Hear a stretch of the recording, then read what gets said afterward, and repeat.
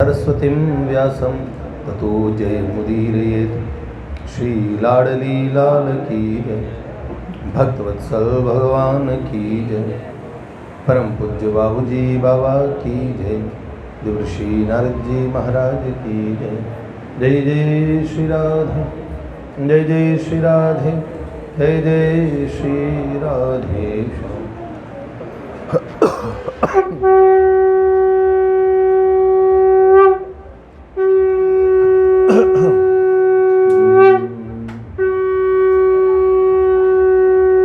सुंदर हरि बोल, गोपी मनोहर सुंदर हरि बोल, राधे गोविंद हरि नारायण बोल, राधे गोविंद हरि नारायण बोल, नारायण बोल हरि नारायण बोल, नारायण बोल हरि नारायण बोल हरि नारायण बोल, नारायण बोल हरि नारायण बोल, राधे गोविंद हरि नारायण बोल, राधे गोविंद हरि नारायण बोल।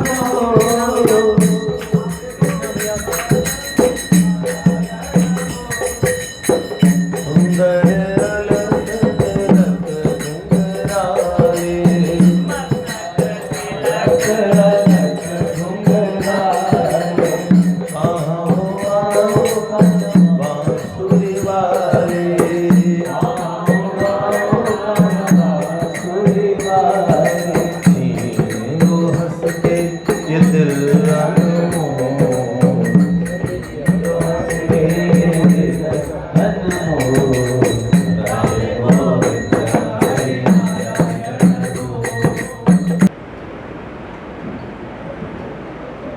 प्यारे श्याम सुंदर की असीम कृपा है। हम कल बात कर रहे थे, भगवान ने सुदुर्लभ अवसर प्रदान कर दिया और ऐसे सुअवसर में तीनों बालक एक साथ हो गए। अपने को महापुरुषों का आश्रय मिल गया, भगवत प्राप्ति की थोड़ी मोड़ी चाहत भी आ गई, ऐसा सुसंग में मिल गया।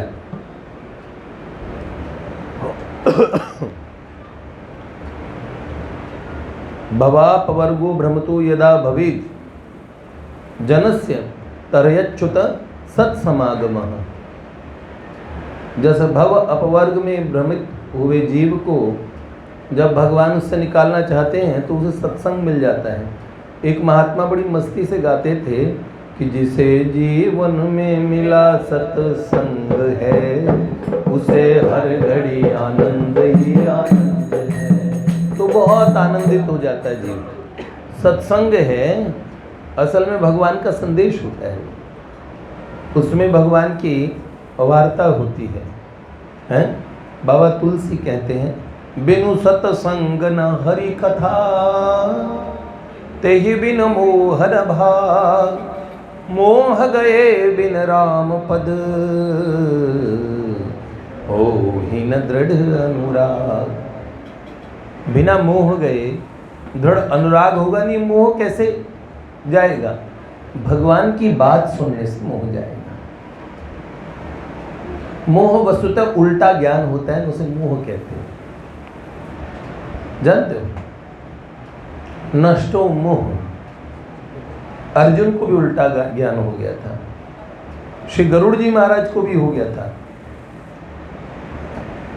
काकभूषण जी महाराज के दर्शन करके गरुड़ जी का मोह चला गया। ऐसा ही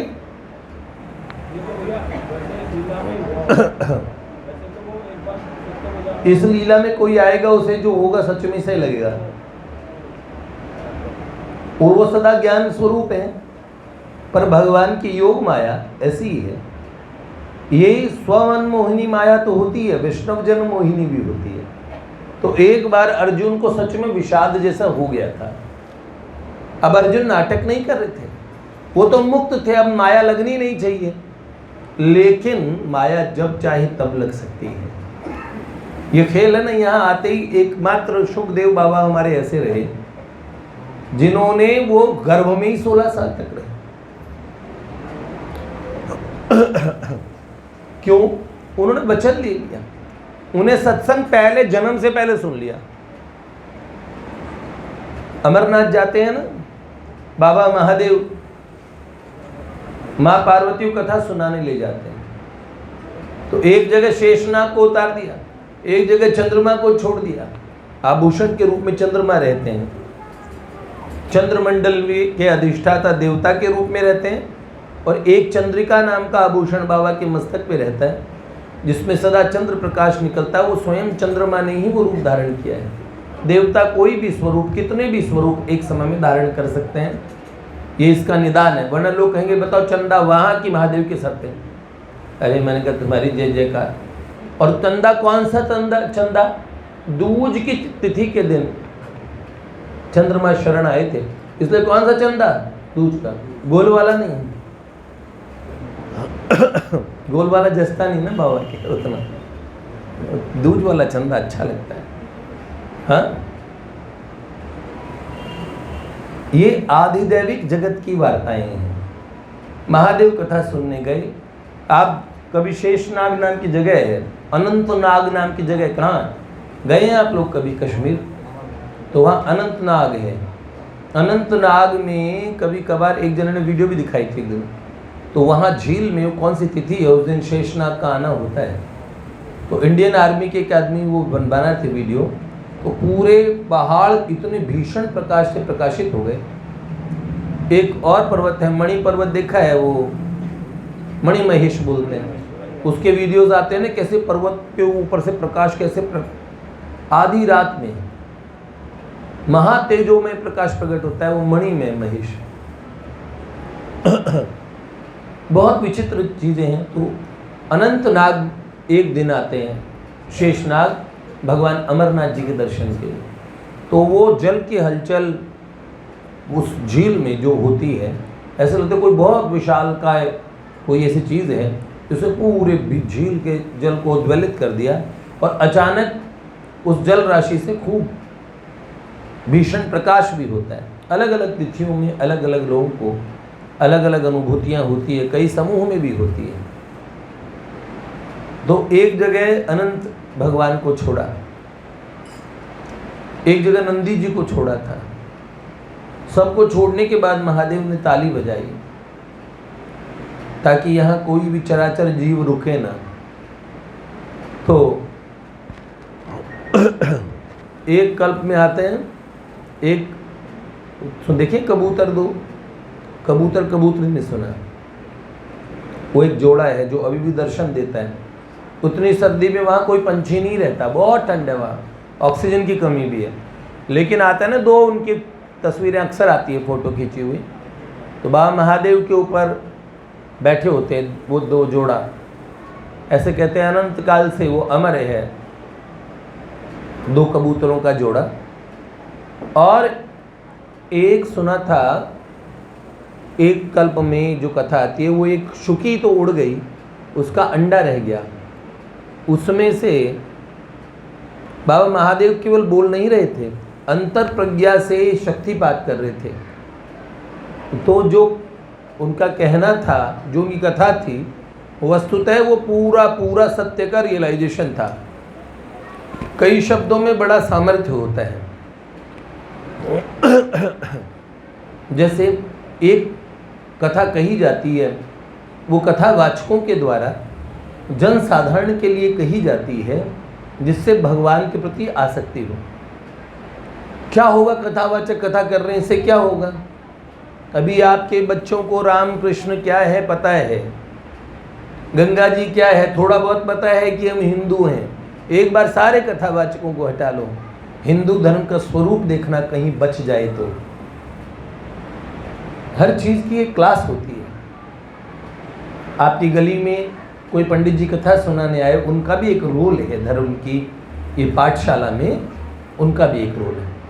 अब स्थित प्रज्ञ महापुरुष बोलेंगे, भगवत साक्षात्कार संपन्न महापुरुष बोलेंगे तो उन्हें उनके बोलने की, कई लोगों में बोलने के अलंकार बहुत होते हैं, पर्यायवाची बोलेंगे, बहुत अच्छा बोलेंगे। वो बोलने का कौशल भगवत कृपा से दैवीय जगत से ही आता है, अभ्यास करने से नहीं आएगा। हमें लगता है ना कोई बहुत अच्छा गा रहा है तो यहाँ रियाज कर करके, गधे को रियाज करा दो, नहीं, रियाज से नहीं होता है, वो भगवत प्रदत्त होता है। ऐसे कई वक्तव्य का कौशल होता है कईयों में, जब वो कथा सुनाते तो हमें बड़ी सुंदर लगती है और बहुत स्तर तक वो भगवान को शब्द के माध्यम से एक आकर्षण हम लोगों को भगवान की तरफ प्रदान करते हैं। बहुत बड़ा रोल होता है इसका। किंतु तब भी एक प्रश्न बनता है, अब उससे आगे की कक्षा क्या? कभी कभार ऐसे महात्मा मिलते हैं जो बहुत सुंदर शब्दों का प्रयोग नहीं कर पाते, पर उनके पास वस्तु होती है, वस्तु, चीज़। अगर वो बोलेंगे ना तो बहुत, स्वामी जी महाराज की वाणी को सुना होगा, वो खसखसी सी आवाज़, गला थोड़ा सा धसा धसा सा गला, पर वो उनके बोलने में वो सामर्थ्य था। कोटि कोटि कथावाचक उनको नमन करते हैं, क्योंकि उनके शब्द उस दिव्य आलोक से आते थे। समझ रहे हो? इसीलिए सबका रोल है। परमहंस महात्माओं को बोलना अलग होता है बेटे। तो क्या वो शक्ति है जो सुंदर सुंदर बोल पाते हैं? उनका रोल कितना तक काम आता है? जैसे एक बारूद की बंदूक है पर उसमें गोली नहीं है, तो उस बंदूक से धमाका होगा, लोग तो भगी लेंगे, गोली लग जाएगी, लोग जो सच में धमाका कर रही है, जानते हो? तो लोगों को वो चिड़िया उड़ा देगी, एक बार आपके बितौते उड़ा देगी, बंदूक को धूम, अरे लग जाएगी गोली, हम मर जाएंगे। पर वो बंदूक से पूछो, वो क्या किसी को, वो जो गोली चलाने वाला जानता है कि कोई नहीं मरेगा। तो वहाँ कथावाचक जी को पता है कि साक्षात्कार किसी को नहीं होगा, मुझे नहीं हुआ तो कैसे होगा। ये सच्ची बोल रहा हूँ, उसमें झूठ कुछ भी नहीं है। लेकिन जिनकी गोली वाली बंदूक होती है ना, कभी कहते हैं साइलेंसर क्यों ना लगाओ, पक्का पता भरोसा है, एक मारूंगा ना सीधा जाएगा ऊपर। तो वो लोग खाली डराते नहीं हैं, वो मार ही देती है। तो उनमें गोली है, उन महापुरुषों की बोली में गोली है। क्यों? क्योंकि उन्होंने स्वयं उस तत्व को, उसकी विद्या को जाना है। जानते ही पर उनके अंतर प्रज्ञा से अंतर हृदयान मुखच्युत, उनके शब्दों पे भगवान आरूढ़ हो के आते हैं हमारे हृदय में। समझ में है ना? तो अब आप खुद कहीं किसी दीन के ना हो, महात्मा चाहिए, शुकादि परमहंस आ जाए कथा सुनाने के लिए, देवर्षि नारद जी आए तो ज़्यादा बेहतर रहेगा, उनको कोई काम नहीं है तो उनके लिए तो ज़्यादा अच्छा है YouTube खोलो सुन लो, और अपनी मर्जी से ही बाबा जी को चुप करा दो, ऑन कर दो, आगे कर दो, पीछे कर दो, ये कथा होती है। एक डिसिप्लिन तरीके से सुनना कथा का तरीका होता है। डॉक्टर माँ जब उन्होंने और MBBS किया, कैपटाउन में उनका जन्म हुआ था विदेश में, फिर भारतवर्ष में शायद पहली महिला डॉक्टर्स में से थी वो। उनके मुंह से सुनी बात बता रहे, हम सब बच्चे भी थे, कई बार आप लोगों ने भी सुनी होगी। 36 साल उस बंगलो में एकांत में रही। गंगा जी, वो इसी गली में, अगली गली में गंगा जी, तो गंगा जी ही नहीं गई। मैंने पूछ लिया, माँ गंगा जी अच्छी नहीं लगती? मुझे कहने लगे, अरे नहीं नरेश जी, गंगा जी तो मेरी आराध्या है, गंगा जी तो मेरी इष्ट है, इसे तो गंगा तक पे रहती। तो मैंने कहा माँ जाती?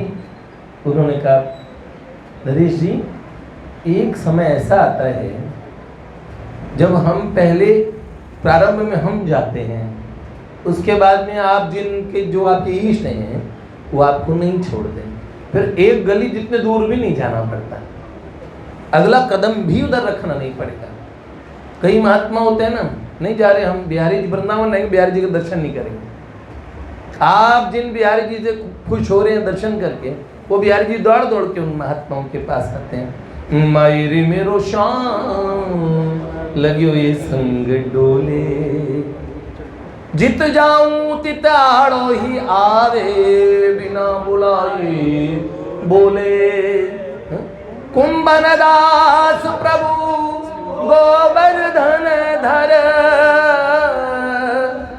हसी हसी घूंघट खोले, मायरे मेरो शाम लगियो ये संग डोले। ऐसा होता है। तो डॉक्टर मान दी अपनी बात बताई। जब वो डॉक्टर बनी तो एक सेठ जी उनके पीछे लग जाते थे, तो कहती थी ऐसे चप्पल पहन के खटर खटर की आवाज़ आती थी, कपड़े ढंग से पहने नहीं है, चश्मा लगा रखा था। और सुनो, क्योंकि एक युवा लड़की थी उस समय, और मुझसे बात कर लो ना, मुझे तुमसे बात करनी है। डॉक्टर माँ ने कहा देखो इतनी अवस्था हो गई, इन्हें शर्म नहीं आती, एक युवा लड़की के पीछे पड़े हैं, लेकिन वो रोज कनॉट प्लस सीपी की बात है, कनॉट प्लेस की बात है, कौन सा है वो लेडी हार्डिंग कॉलेज था, उसके सामने से फिर जहाँ पे सीपी का जो मेन एरिया जहाँ पे जाते हैं ना, तो वहाँ पे बहुत सारे पार्क्स हैं, उस जगह पे डॉक्टर माँ ने एक दिन रुक गई। उन्होंने कहा बताइए क्या बात करनी है। तो उन्होंने कहा अकेले में चलो। उन्होंने कहा मुँह देखा चलो। तो पार्क में एक कोई बेंच पे बैठते हैं, हाँ बैठ गए। तो मैं तुमसे कुछ प्रश्न पूछूंगा, तुम उसके उत्तर देना। एक लड़की जो भगवान ईश्वर क्या है उनको पूरा नहीं जानती है, पर उसके मन में सिर्फ चाहत भर है कि वो जानना चाहती हैं, ऐसा उनके मन में आया। पर वो निश्चय कैसे कि भैया मेरे को अपना करियर भी शुरू करना है, डॉक्टर बन चुकी है तो प्रैक्टिस भी करना है, और ईश्वर को भी जानने की चाहत है। दो चीज़ें मन में हैं, एक भीतर कुछ साधक बनना चाहती हैं और एक तरफ डॉक्टर बन चुकी हैं। उसने अपना नाम बताया उन वृद्ध महानुभाव ने, मेरा नाम सेठ गुलराज है, मारवाड़ी सेठ थे चूरू के। ऐसे ही सेठ लोग साधारण कपड़े ही पहनते हैं, होते अरबों खरबोपति है। एक सेठ जी भी मेरे को बड़ी दया आ रही थी, मैं तो उनके कपड़े देख के सोचा कि एक दिन जाते हुए उन्हें 500 रुपये दूंगा। बाद में मुझे पता लगा उनके घर जाके देखा तो मैं मच गया। समझ रहे हैं? दो भैया उन्होंने उनसे पूछा तुम्हारी आंखें क्या करती हैं? तो उन्होंने कहा मेरी आंखें देखती हैं, मेरे नेत्र देखते हैं। तो ये स्वाभाविक बात है, नेत्र देखते हैं। अच्छा, हाथ क्या करते हैं और त्वक इंद्री क्या करती है, नासिका क्या करती है, सूंघने का काम है, कर्णपुटों से क्या होता है। अच्छा, इन सब विषयों को अलग अलग इंद्रियां जानती है। देखने को आँख समझ पाती है, नाक नहीं। नाक सूंघने को समझ पाती है पर वो देखने को नहीं समझती, और टेस्ट को जीभ से समझा सकता है पर, और सुनने को मुंह से नहीं सुन सकते, कान से सुनना पड़ेगा। तो सारी इंद्रियों के विषय को इंद्रियां जानती है, अपनी इंद्रिय के विषय को जानती है, पर इन इंद्रियों के सब विषय को कौन जानता है? तो डॉक्टर माँ ने उत्तर दिया मन जानता है, मेरा मन। अच्छा, मन को कौन? तो उन्होंने कहा मन को बुद्धि जानती है, मेरी बुद्धि। अच्छा, अब बताओ तुम्हारी बुद्धि को कौन जानता है? बताओ बुद्धि को कौन जानता है? 5 से 7 मिनट की वार्तालाप में जैसे उनका चश्मा उतारा, उन्होंने कहा मेरी आंखों में देखो, बताओ बुद्धि को कौन जानता है? ये जो भीतर में मैं होता है, बुद्धि को मैं जानता हूँ। भगवान कहते हैं इंद्रियाणि परान्याहु इंद्रियभ्य परम मनम मनसस्तु परा बुद्धि यो बुद्धि परतस्तु सह। इंद्रियों से परे मन है, मन से परे बुद्धि है, बुद्धि से परे वो है कौन? आत्मा। तो आत्मा को कौन जानता है? आत्मा नहीं, ये बुद्धि को कौन जानने वाले? आत्मा। अब आत्मा साक्षात्कार है ही नहीं। आत्मा कोई चीज़ होती सबको पता है, पर खाली सुना ही नहीं। अरे आत्मा कोई चीज़ नहीं, आप स्वयं आत्मस्वरूप हैं। जैसे उन्होंने बोला मेरे चश्मा उतारा, एक बार मेरे नेत्रों में देखो, उसी समय भीषण शक्तिपात किया। शक्तिपात करते ही पिंड ब्रह्मांड का ज्ञान हो गया, मतलब भीतर आत्मसत्ता का साक्षात्कार हो गया। मात्र तत्व स्वरूप सदघन चिदघन आनंद घन सच्चिदानंद तत्व के अलावा त्रिभुवन में कोई पसारा ही नहीं। समाधि की दिव्य अवस्था में पहुंच गई। 6 महीने तक ऐसी स्थिति में रही। अथाह अनंत आनंद आनंद आनंद भगवत स्वरूप में स्थित हो गई। तो समाधि की इस अवस्था में भोजन करने की, नहाने की, खाने की कोई होश हवास नहीं। कैसे उन्हें घर पहुंचाया गया, क्या बात रही, लेकिन 6 महीने तक उस अनंत आनंद के अनंत उसमें रही। केवल ईश्वर, केवल जहाँ भगवान की सत्ता, भगवान का आकार नहीं, भगवान के सत्ता स्वरूप का साक्षात्कार, उस सुंदर सगुण साकार स्वरूप के दर्शन नहीं, भगवत दर्शन और ब्रह्म साक्षात्कार एक ही चीज़ का नाम है मान लिया, लेकिन वास्तव में इसकी अनुभूति में भेद होता है। प्रतिक्षण वर्धमानम नित्य सुंदर भगवान का वो स्वरूप और भगवान का सत्ता स्वरूप, दोनों का अनुभव करने वाले को पता लगेगा। कोई कहेंगे ये बड़ा, कोई कहेंगे ये छोटा। अरे को बड़ छोट कहत अपराध, बड़ा छोटा ना कहो, पर उसमें भी अखंड आनंद है।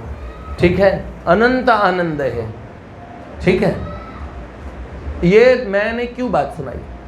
उन्होंने जो शब्द कहे थे ना, बताओ बुद्धि से परे कौन कौन जानता है, कौन जानता है? केवल बोल नहीं रहे थे वो, उन शब्दों के साथ शब्दारूढ़ सत्ता आ गई।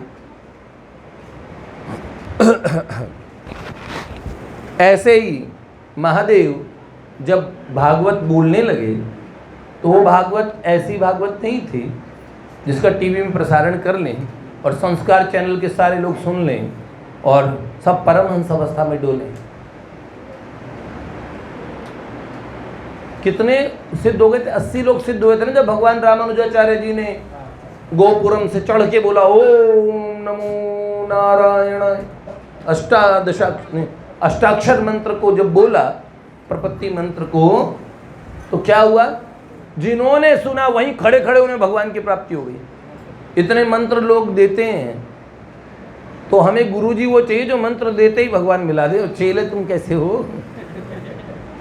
तो भगवान भी पहले कोई गुरुजी दिलवाएंगे जो आपसे नाम जो कर, वो प्रभु का ही स्वरूप है, वो वही गुरुजी हैं। उनको छोटा मंदा नीचा, अरे आप जैसे हो वैसे, समझ रहे हो? सभी प्रकार के हमारे लिए क्या आवश्यकता है, किसी की पाचन शक्ति कितना पचा सकती है, उसको उतना ही एक माँ देती हैं। तो हमें सीधे महादेव कथा नहीं सुनाएंगे, माना तो भगवान वो एक माँ पार्वती। अब लोग कहते हैं माँ जी सो गई, माँ को नींद आ गई। कम भक्तों, ये बात ना कहा करो, मुझे बहुत ही बुरा लगता है। आदि शक्ति जगदीश्वरी नित्य परमेश्वरी सच्चिन्मयी भगवती किसी जड़ निद्रा में हो सकती है? वो तो स्वयं निद्रा की अधिष्ठात्री, नींद सुलाएगी उन्हें। भगवती समाधिस्थ हो गई। पर कथा में सावधानी से सुनना चाहिए, सत्संग में समाधिस्थ भी नहीं होना चाहिए। कई लोग है ना सत्संग में बैठ जाएंगे तो ध्यान लगाएंगे, वही कपालभाति करने लगे, तो गुरुजी कहेंगे कथा सुनो ढंग से, जो बाल बोल रहे वैसे बोल। सच में कथा में सूक्ष्म जगत की स्पंदन है।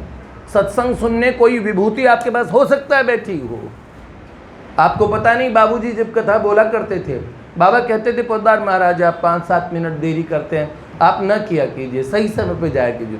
लो बाबूजी को कह रहे हैं कि देर मत किया करो। बाबा क्यों? बाबा ने कहा आकाश मार्ग से इतने महात्मा आके चुपचाप बैठे रहते हैं और वो घंटों पहले वहाँ आके बैठ जाते हैं जहाँ पे कथा आप कहने जाते हैं। तो बाबूजी बड़ा गागा की कथा कहते थे, पीछे से वो हारमोनियम और कैसियो बजाने वाला रहता था और वो क्या स्केल देता था। जब मन आया अपनी धुन में बोला करते थे, गाया करते थे। याद है कथा उससे सुन के देखो। लोग कहते हैं अवैष्णव के मुंह से कथा नहीं सुननी चाहिए, ये बात बुद्धू वाली बात है। अवैष्णव का जो हमने मीनिंग निकाला कि वो गलत निकाला है। हमने पता है वैष्णव क्या बोला, जिसके बाद ऐसा वाला टीका नहीं हुआ वैष्णव है। भगवत भक्त से कथा सुननी चाहिए, इसका ये अभिप्राय है बेटे। और जो भगवान का भक्ति ही नहीं हो, भगवान की कथा कितने ही अलंकारों से कह दे। एक बार आपको एक स्टोरी टेलिंग जैसा लगेगा, स्टोरी टेलिंग, कोई कहानी सुनाई है, क्या उनमें उनकी कथा आपको कहीं से कहीं तक, फिर कथा किन से सुनो, जो श्रद्धावान हो, स्वयं प्रेमी हो। जरूरी नहीं उन्हें भगवान मिल रखे हो, लेकिन कथा उनका जीवन हो, कथा में आनंद लेते हो। लेकिन सबसे बड़ी में बड़ी बात, अगर कथा सुनने का मौका उनसे मिल जाए जिन्हें भगवान मिले हो, जानते हो, ना सुनाए बहुत बढ़िया गायन करके, ना कुछ भी करे, लेकिन कथा सुना देंगे ना, तो भैया भव से तर जाए, भव से तर जाए तर।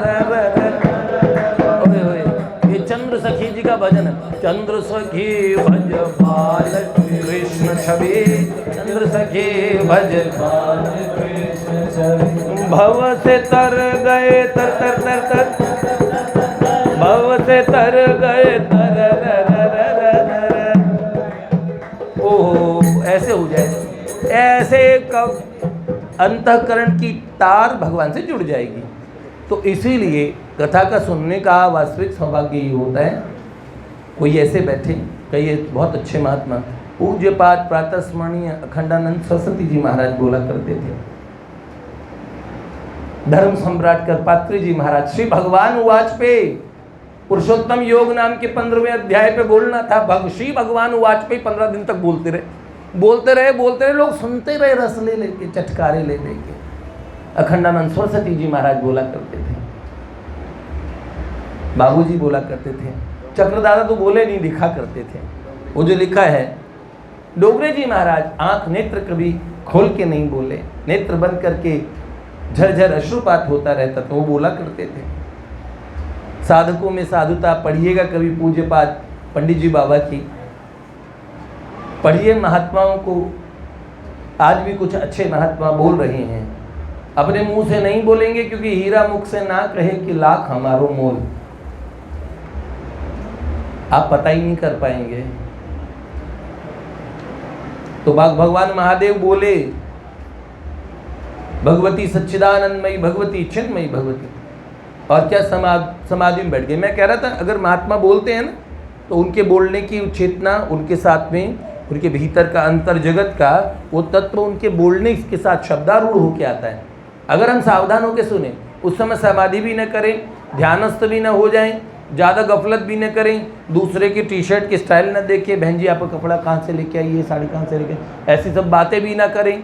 और जब ध्यान से सुनेंगे, चाहे आप रेडियो से सुन ले, टेप से सुन ले, कैसे भी सुन ले, प्रत्यक्ष सुने तो बहुत अच्छा, लेकिन ऐसे भी सुने तो भी अंतर जगत की शक्तियाँ आपके अंतःकरण में वो चीज़ पहुँचा देंगी। बात ये है। कृपाशंकर भैया आए थे, जानते हो ना, तो उन्होंने कहा हर आदमी में एक अच्छा आदमी और बुरा आदमी दोनों होता है। वाटिका में परम पूज्य बाबा बैठे थे, हैं ऐसे। तो बाबा भी तो पूरे क्या महासिद्ध, सिद्धों के महासिद्ध। तो बाबा बिहार के थे, कौन से जिला था, फगरपुर। तो पूज्य पाठ प्रातः स्मरणीय बाबा बैठे हैं अपने तख्त पे, उस पनियाले वृक्ष के नीचे बाबा आजीवन रहे। उस तपोह मूर्ति बाबा अपनी मौज में ऐसी कोई चर्चा कर रहे थे। तो कृपाशंकर भैया कह रहे, मेरे मन में कोई विचार आया, तो मैंने कैसे कपाल भाती करके बाहर निकाला, निकल निकल निकल। तो उन्होंने कहा जैसे मैंने झटके से उस विचार को बाहर निकाला, निकल बाहर। तो बाबा बीच में बोलते हैं, ये किसने फेंका, ये किसने फेंका, अभी देखा मैंने, किसी ने निकाला बाहर, ये किसने बाहर निकाला। ऐसे करके बाबा ने बोला, मैंने देख लिया। ऐसे विचार तक को पकड़ लिया उन्होंने, क्या आपने विचार बाहर फेंका है, वो गंदगी है ये, जानते हो। उन्होंने कहा इसी, वो बाबा के भक्त कैसे बने, इसी बात से बाबा के लट्टू हो गए हमेशा के लिए। क्या बाबा को ऐसे बोला, बाबा बोले जब गए थे ना, तो मन में बाबा को देख रहे थे, तो बोल एक मन में एक अच्छा व्यक्ति होता है, वो बाबा की तरफ आकर्षित कर रहा था, पर मन में ऐसे जैसे एक बुरा आदमी हमेशा हर आदमी के मन में होता है, जो कभी कभार किसी के बारे में बुरा सोच लेता है, अपनी खास मैया के बारे में, पिता के बारे में बड़ा गुस्सा आता है, होता है ना। बस साधक में क्या होता है, धीरे धीरे धीरे धीरे वो खराब जो चीज़ है वो इतनी भीतर चली जाती है और सिद्ध होने पे तो रहती ही नहीं है। इसलिए महात्मा बड़े प्यारे लगते हैं, संत बड़े प्यारे लगते हैं, अपने मैया बाबा जैसे लगते हैं, अपने माँ बाप से भी बढ़ के लगते हैं। क्यों? उनमें स्वाभाविक प्यार था। क्या भैया कैसे हो, कहाँ के हो, अच्छा, बड़ी ऐसे चिंता करेंगे, बाबा जी कैसे प्यार करते थे, यही तो चीज़ होती है। बाबा ने कृपाशंकर भैया बता रहे थे कि बाबा ने कहा कि राधा रानी की चरण रेणु से श्री कृष्ण वश में हो जाते हैं। तो इतने में कृपाशंकर भैया ने क्या नाम है कहा कि चलो बाबा की चरण रज ली और बाबा के पीछे जाकर के बाबा पे छोड़ दी कि जब राधा बाबा खुद राधा ही हैं तो इनकी चरण रज से यही वश में कर लें। तो पीछे से जाके उनके ऊपर चरण रज डाल दी बाबा की। तो बाबा तुरंत कहते हैं, ए कौन तंत्र मंत्र कर रहा है हमारे। वाह वाह। तो उनके मन में बात आई, भैया ने कहा ऐसे मन में आ गया, उस समय कॉलेज स्टूडेंट थे, बाबा के दर्शन करने आए, कैसा हो कि इन बाबा को मार के भाग जाओ। ऐसे मन में, ऐसे ही मन में सवाल आया। तो बाबा ऐसे ही प्रवचन करते, वो बैठे ही उसके घर में अपने आप को डांटने लगे, अरे ऐसे थोड़ी सोचना चाहिए, संत है, संत को मार के क्यों भगेंगे हम। पर जब मन के एक खराब हिस्से में अच्छे वाला हिस्सा से डांटने लगा, ऐसे नहीं सोचा, खराब हिस्से, अगर इन बाबा को मार के भग जाए तो, ऐसे मन में सोचा। और बाबा ने क्या है, ए हमें मार के भगोगे, ऐसे बोला, हमें मार के भगोगे क्या, ऐसे तुरंत बोल दिया। तो ऐसे महापुरुष देखते हैं। तो समाधिस्थ अवस्था में माँ भगवती ने सुना, फिर परमानंद समाधि में लीन हो गई, आगे कथा नहीं सुन पाई, कथा में विक्षेप हो गया। पर निसर्ग कथा सुन रहा था, उस कथा के प्रारंभ मंगलाचरण महादेव ने शब्द गान नहीं किया, मंगलाचरण में ही वो तोता प्रज्ञा को प्राप्त हो गया। एक शब्द शिवजी के मुंह से सुनने से वो अंडे में छोटा शुक का बच्चा वो इतना ज्ञानी हो गया, परमहंस। और फिर पता क्या कर रहा है, हर बड़ी बड़ी बातें बाबा महादेव जी समाधि में स्थित होकर कथा सुना रहे थे, ध्यान से हर कथा को देख देख के सुना रहे थे। और माँ जी पहले तो हूँ बोलती रही, फिर माँ समाधि में लीन हो गई। अब उनकी बजाय कौन, जब उस तोते ने सुना कोई हूँ नहीं भर रहा, तो वो तोता बोलने लगा बाबा को लगा हाँ कोई तो हुंकारा भर रहा है, और कथा पूरी हो गई। अब कथा पूरी हो गई तो वो जो शुक था वो तो तेजो में दिव्य शक्ति से संपन्न दिव्य चिन्मय शरीर का हो गया। अमर कथा मतलब उसी स्वरूप में, और आदमी को चिन्मयता मृत्य तत्व समाप्त, तो वो चिन्मय तोता हो गया, ऐसा तोता नहीं, मतलब श्री जी के ठाकुर जी के नित्य राज्य का तोता। और जैसे ही भगवान महादेव ने देखा, माँ जी से कहा कथा कैसी लगी, क्या, माँ ने कहा मैंने तो वहाँ तक सुनी। अरे फिर हुंकार किसने, बाबा ने कहा अरे अपनी दिव्य दृष्टि से देखा तो ये छोटा शुक का ये शावक अंडा फोड़ के बाहर निकला, उड़ा आकाश में। बाबा कितने भोले हैं, खुद ही इतना पता है कि वो अमर है, तब भी त्रिशूल लेके भागे। हमने नियम बनाया था, अरे रे ये तो बड़ा प्राइवेट कथा अभी तो बाद में आने वाली है, ये कथा को पहले ही लीक कर देगा। तो कोई पिक्चर को कोई लेके भग जाए तो कानून अपराध होता है ना, तो बाबा त्रिशूल लेके भागे। अब वो तोता भी अब श्री कृष्ण की कथा सुन चुका था, अब कोई कम थोड़ी था। अब उन्हें बाबा को खूब छकाया, न बाबा की पकड़ में नहीं आया। वेद व्यास भगवान की धर्म पत्नी और ऐसे सूर्य भगवान को अर्घ दे रही थी ना, तो उस समय कहते हैं बहुत सूक्ष्म शरीर में एक जगह ऐसे बोला कि वो बैठ के ऐसे ऊँग रही थी और उन्होंने जमाई ली। जमाई लेने पे अलग अलग जगह अलग अलग वर्णन आता है, पर बात यही है कि कल्पांत से कल्प के हिसाब से कथाएं बदलती है। सब में लिखा होता है ये सारस्वत कल्प की कथा है, ये पद्म कल्प की कथा है, ये स्वरोचिष मनवंतर की कथा है। ये लिखा होने पर भी लोग आगे बोलते बताओ बताओ, अग्नि पुराण में तो ऐसे लिखा और विष्णु पुराण में ऐसे लिखा। मैंने कहा चाचा जी एक तो पुराण में लिखा है, उस पुराण में टाइम बताया है, समझ नहीं। जैसे रासलीला वालों ने एक्टिंग की, एक जालंधर में आके की और एक आके दिल्ली में की, तो दिल्ली वाले में ठाकुर जी ऐसे 3 ताल पे नाचे और वहाँ 7 ताल पे नाच दे, समझ रहे हो ना। वहाँ उन्होंने रासलीला वालों ने ऐसा सुर लगाया, वहाँ पे दूसरा लगा दिया, पर कथा सेम है, समझ रहे हो। वहाँ ठाकुर जी ने 2 डायलॉग और एक्स्ट्रा मार दिए, समझ रहे हो। तो ये वाली अलग अलग कल्प की कथा अलग अलग समय की होती है। तो भगवान भागे और वो वेद व्यास सूक्ष्म स्वरूप धारण करके उनके उदरस्थ हो गया। अब मैया हो गई ना।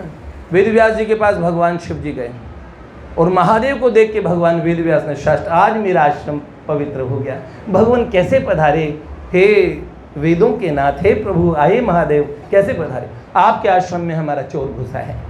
तो उन्होंने कहा, बाबा आप कब से प्रॉपर्टी रखने लगी, कहाँ चोरी हो रही, आपके यहाँ भी होने लगी क्या? और आपके गण बाय द वे कर क्या रहे थे? भैया आपकी सुरक्षा एजेंसी क्या कर रही थी, है ना, बहुत बड़ा फेलियर, आपके यहाँ चोरी हो गई। तो बोलो बाबा आपके कौन से कीमती सामान का? उन्होंने बोला मेरा कृष्ण धन, मेरी कृष्ण कथा चुरा के ले गया। बाबा कोई ग्रंथ लिखा था? कह रहे लिखा नहीं, मैंने सुनाया था ऐसे ऐसे। तो वो ऐसे सारे बात बताई। तो अब बाबा अगर बाहर ले जाओ तो क्या करूँगा? बाबा ने कहा दंड दूंगा ना, मृत्यु दंड। बाबा आप बड़े भूले हैं, खुद ही अमर कथा सुना के पहले अमर कर दिया, वो नहीं जाएगा, आप जाइए। अब तो आपने उसे सदा के लिए अमर कर दिया। उदरस्थ हो गए, उदर में ही बढ़ते रहे, 16 वर्ष तक उदरस्थ रहे। और जब महातेजो में पुंज के रूप में भगवती, उनकी वेदव्यास जी की धर्मपत्नी, कोई तेजोमयी शक्ति ऐसी है जिसने सूर्य चंद्र के तेज को भी कुंठित कर दिया हो, ऐसी कोई महाशक्ति इस समय धराधाम पे है। ऋषियों ने प्रार्थना की ब्रह्मा जी से।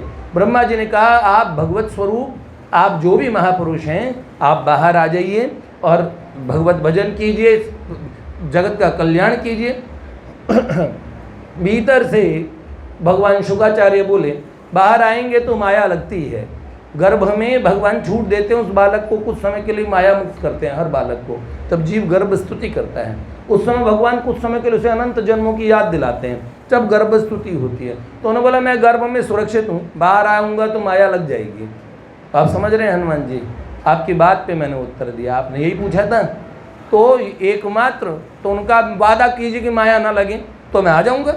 ब्रह्मा जी ने कहा मुझे भी खुद भी लग जाती है बीच बीच में माया, तो मैं कैसे बोलूँ? तो उन्होंने कहा जो मायापति भगवान अगर वादा कर दें, वचन दे दें, तो फिर सब देवताओं ने और आवाहन किया, किनका? भगवान से प्रार्थना की। तो भगवान श्याम सुंदर मुरली मनोहर गोलोक बिहारी ठाकुर प्रकट हो गए। भक्तवत्सल भगवान की।